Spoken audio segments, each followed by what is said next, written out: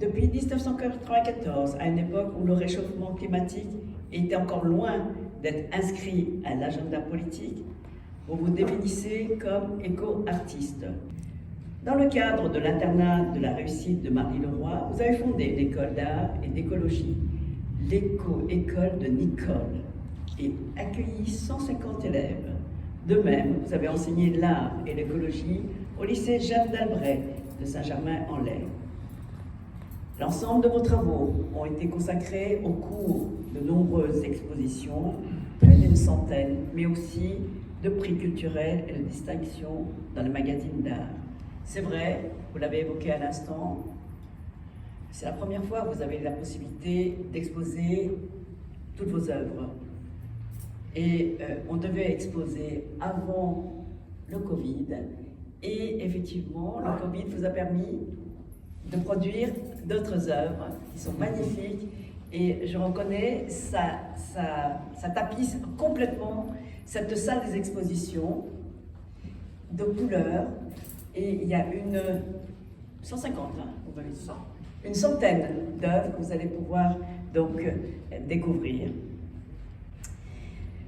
Effectivement, comme on l'a dit, l'ensemble de vos travaux ont été consacrés à de nombreuses expositions et nous sommes très fiers aujourd'hui de vous accueillir. Et en septembre 2021, vous avez eu l'honneur de présenter votre travail au Congrès mondial pour la nature à Marseille. Comme chacun peut le constater en regardant tout autour de lui ce soir, vos créations conjuguent des techniques artistiques. Vous vous astreignez à apporter la plus grande qualité à vos œuvres avec un minimum de moyens mobilisés. En associant les photos et les peintures à l'huile, vous déconstruisez le réel pour en souligner sa fragilité. C'est d'ailleurs très intéressant de noter que ce qui est naturel est souvent peint, tandis que les ajouts de l'homme sur la nature sont issus de photographies. L'artificiel fait alors éruption dans vos réalisations, soulignant ainsi l'agression portée par l'homme sur l'environnement. Votre traitement des êtres vivants, qui bien que fragiles, sont constamment en mouvement et suggèrent l'émerveillement et l'espoir. Et c'est là le message de votre exposition. La nature nous offre d'infinies ressources de beauté. Nous devons la préparer pour la léguer dans le meilleur état possible aux générations futures. De la soirée.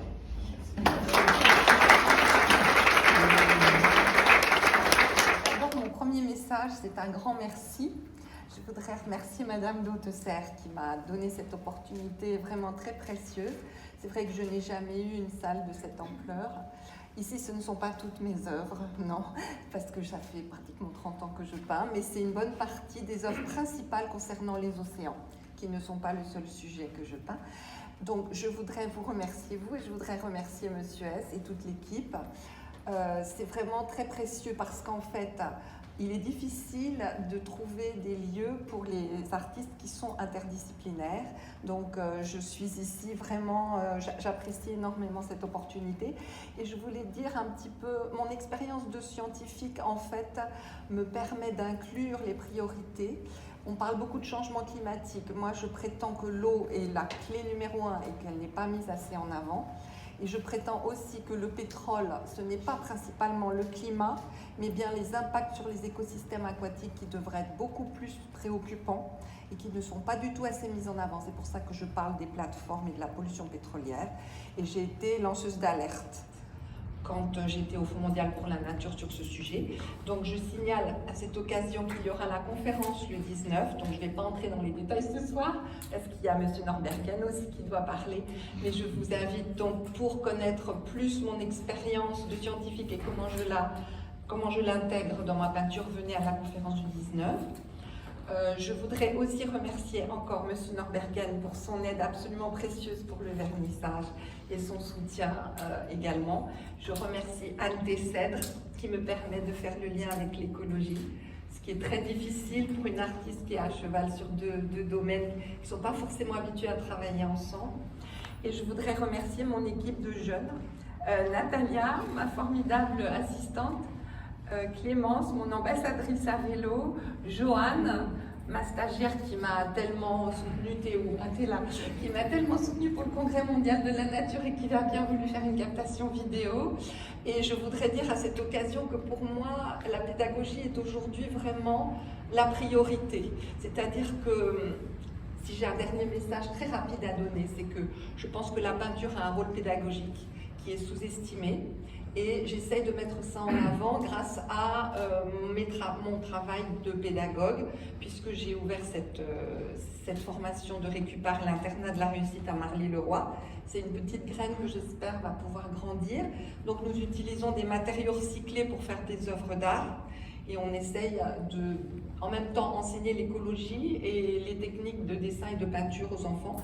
Et ça marche très bien. Demain, j'ai une équipe de l'internat de Marly qui va venir voir l'exposition demain après-midi. Donc c'est pour moi, c'est vraiment un sens profond au niveau du rôle pédagogique de la peinture. Et je pense aussi, je voudrais dire encore deux choses. Les espèces disparaissent à grande vitesse avant que nous ne les ayons toutes identifiées. On n'en a identifié qu'un quart à peu près. 2 millions, il y en a au moins entre 8 et 12 millions. C'est-à-dire qu'on a toutes les 20 secondes une espèce qui disparaît avant même d'avoir été connue. Donc, première chose à dire, c'est urgent.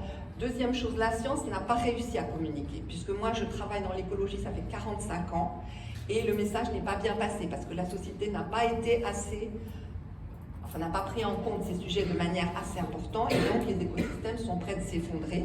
Ça devient vraiment urgent. Donc ça c'est malheureusement le message, c'est pour ça que mes toiles ne sont pas toutes joyeuses, il y a aussi des toiles sombres, parce que le sujet est urgent. Donc ça c'est le message malheureusement qu'il faut. Les œuvres et donc l'art et la médiation artistique, c'est pas seulement par la pédagogie que ça joue, c'est surtout par la sensibilité que ça joue. Et donc c'est là que ça complète complètement la mission ou le message des scientifiques et de la diffusion scientifique. C'est que les artistes, par leur capacité à exprimer la vision du monde qui les entoure et qui est en transformation, qui est en pression des activités humaines et qui est vraiment en transformation radicale, ils arrivent à toucher beaucoup plus de public, beaucoup plus de personnes que les scientifiques, parce qu'ils les touchent par leur sensibilité. Et ils touchent, disons, des personnes qui pourraient ne pas être sensibles ou ne pas être convaincues par des arguments scientifiques. Donc c'est pas seulement de la pédagogie, je crois que c'est pas mal d'émotivité, d'impression. Si je peux rebondir, ça me fait penser à quelque chose que j'ai oublié de dire, c'est la question de la beauté. Monsieur Norberken va parler ensuite à ce sujet, mais c'est la question de la beauté dans notre société. La notion de beauté est en train de s'effondrer, donc les beautés de la nature disparaissent, et parallèlement, dans l'art, la beauté n'est plus l'objectif. C'est pour ça que mon art est un art caché, parce que l'art contemporain conceptuel ne demande plus de beauté à l'artiste, et donc c'est un vrai problème de société. Et c'est là-dessus qu'il faut réfléchir en profondeur, et il faut que l'écologie pense à intégrer la beauté dans son programme de communication. Ça pourrait marcher beaucoup mieux avec ça en plus des chiffres et des grands termes scientifiques impressionnants. Le message de la beauté de la nature est très important et n'est pas assez utilisé par l'écologie scientifique. Voilà. Et maintenant, je voudrais donner la parole à Monsieur Norberken.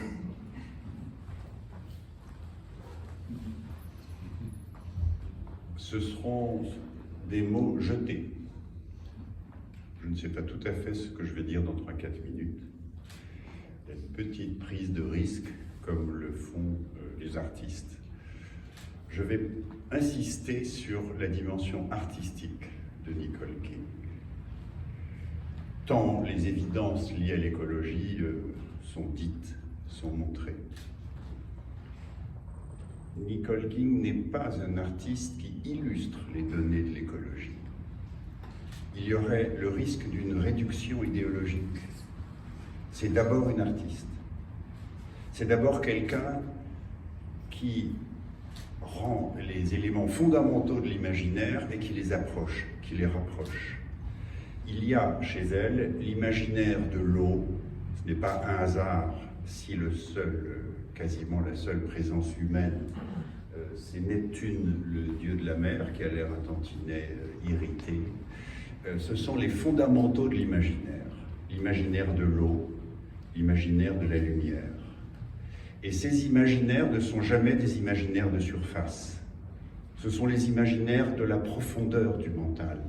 Je dirais des nappes phréatiques, pour utiliser un vocabulaire marin, les nappes phréatiques dans lesquelles Nicole King nous absorbe, nous invite. Il n'y a jamais chez elle de décoration de paysages, de cartes postales, d'illustrations. Le trait n'enferme pas. La couleur domine, la peinture domine. Il y a des artistes qui font des choses magnifiques à partir de dessins parfaitement linéaires et dominés. Ce n'est pas le cas.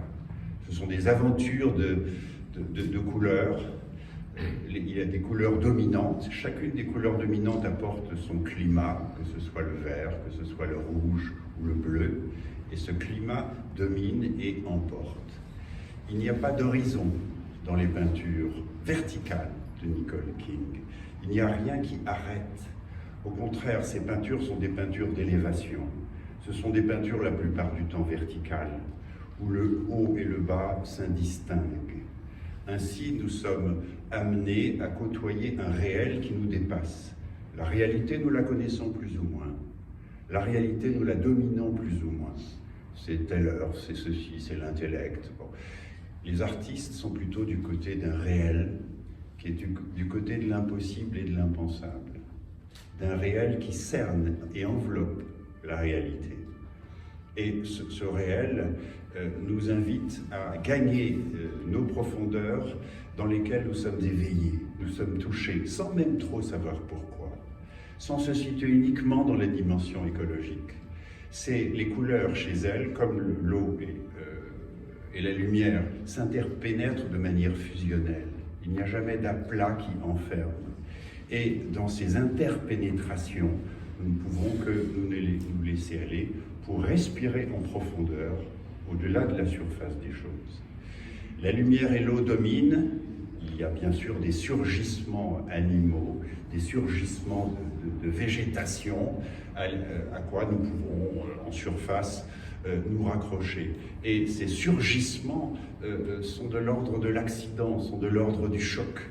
Mais à chaque fois, il y a d'abord cette imprégnation des profondeurs, un côté latent, qui nous emporte, qui nous emmène, une forme d'enfouissement subtil. L'eau et la lumière ont quelque chose d'intemporel, quelque chose d'arrêté. Mais cet arrêt est vibrant, cet arrêt est frémissant. Il y a de la tension. On n'est jamais dans l'immobilité mentale, mais au contraire dans une sorte de voyage sans fin. Merci. Merci.